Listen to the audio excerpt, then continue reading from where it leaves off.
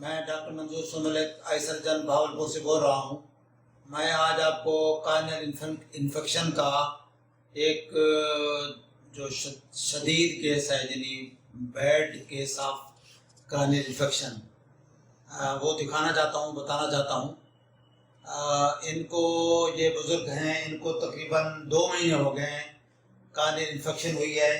ابھی تصویر انہوں نے کلیئر لگائی بھی ہے، تو اس کو آپ کو مزید بھی تصویروں میں دکھائیں گے ہم۔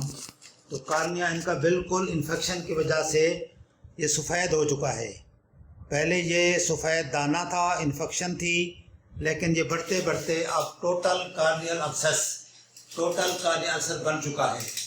اب اس صورت میں یہ دوائی انہوں نے صحیح نہیں ہوئی، ان کی علاج صحیح نہیں کیا گیا، یا جو بھی وجوہات ہیں، اب یہ میرے پاس آئے ہیں۔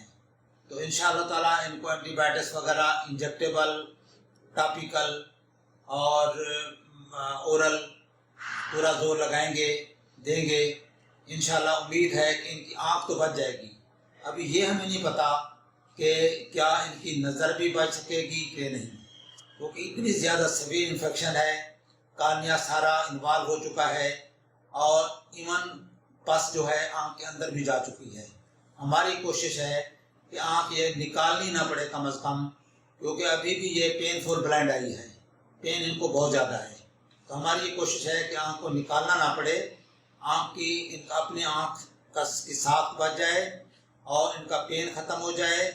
اور نظر کا تو زیادہ ہمیں امید نہیں ہے، لیکن یہ ہے کہ کم از کم آنکھ نکالنے کے اسٹگمے سے یہ جو آدمی ہے بیچارہ یہ الگ کرے کہ ان کی آنکھ نکالنے کا اسٹگما نہ لگے۔ تو یہ آپ کو یہ بات شیئر کر رہا ہوں، کیونکہ آپ بہت دیر کرتے ہیں۔ جب علاج کرانا ہو تو اس کا زیادہ اچھے طریقے سے علاج ہونا چاہیے، اچھے ڈاکٹر کے پاس جائیں۔ اگر کارنیا پہ کوئی انفیکشن ہے تو بہت یہ خطرناک چیز ہوتا ہے، یہ بڑھ جاتی ہے اگر علاج صحیح نہ کیا جائے تو، اور اس سے پھر نظر بھی ڈیمیج ہوتی ہے، اور ایون حتیٰ کہ بعض اوقات ہمیں آنکھ نکالنی پڑ جاتی ہے۔ تو امید ہے کہ یہ چیزیں آپ اپنے تک بھی رکھیں گے، دوسروں کو بھی شیئر کریں گے۔